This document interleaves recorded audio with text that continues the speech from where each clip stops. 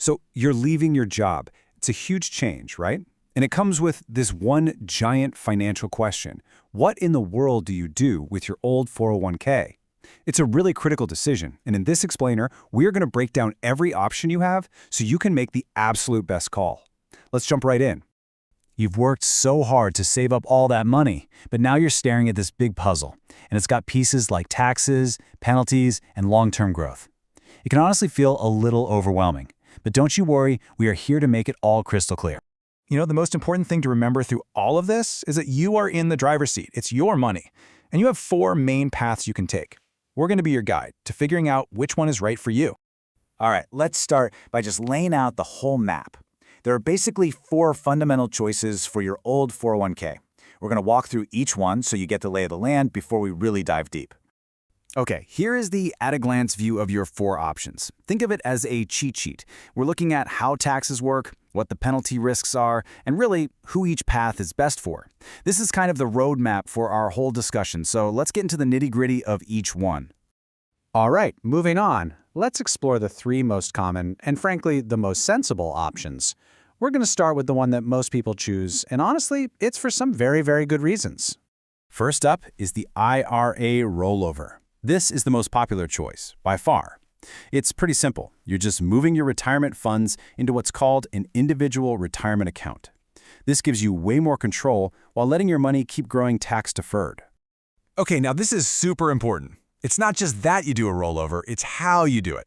On the left, you've got the direct rollover. This is the good one. It's clean, simple. The money goes straight from one institution to another. It never even touches your hands.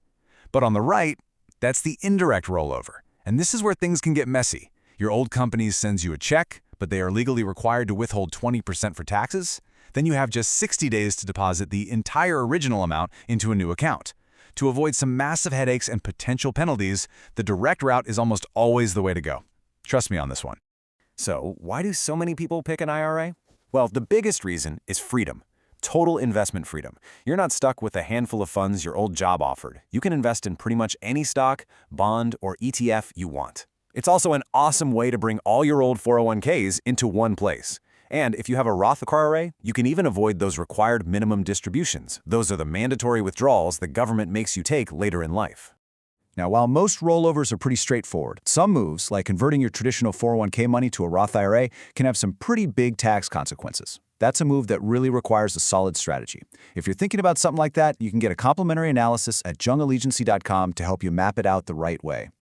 Okay, on to our second sensible path, rolling your old 401k into your new job's plan. If your new company has a 401k, this can be a super simple way to just keep all your retirement savings under one roof. And you know, there are some really compelling reasons to do this. Simplicity is a big one. Everything's in one spot.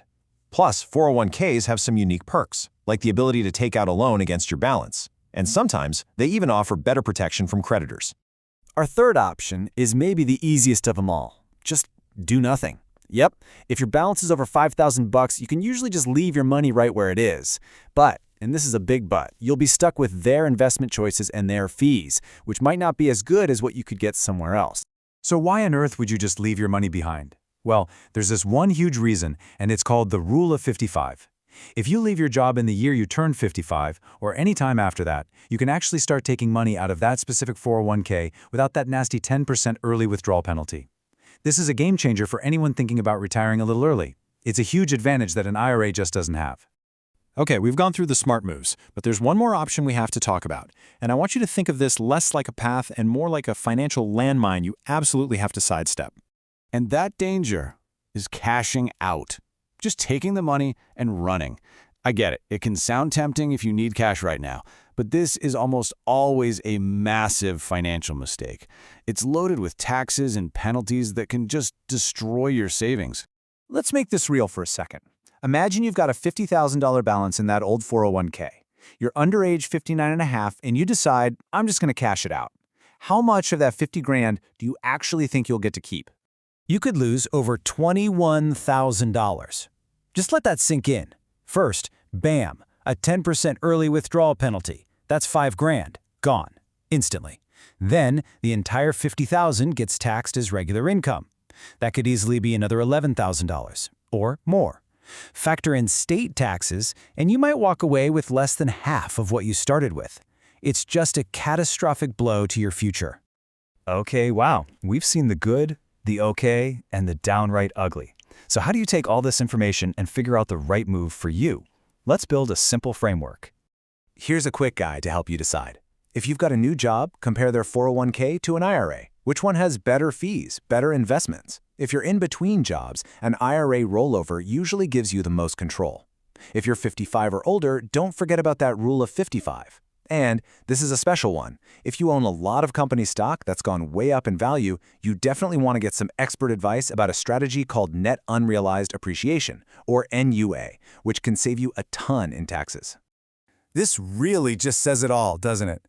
Changing jobs is a big deal, but it shouldn't be a setback for your retirement. The whole key is to make a smart, informed choice to keep that money you've saved working hard for you. So at the end of the day, this whole decision comes right back to you. It depends on your age, your job situation, the quality of the plans you have access to, and your big picture goals. So which of these paths really fits your personal financial journey? Like, if this still feels like a lot to sort out, that's completely normal. Getting some professional guidance can be a real game changer. For personalized advice tailored to your exact situation, you can book a free call over at jengagency.com. Thanks so much for watching.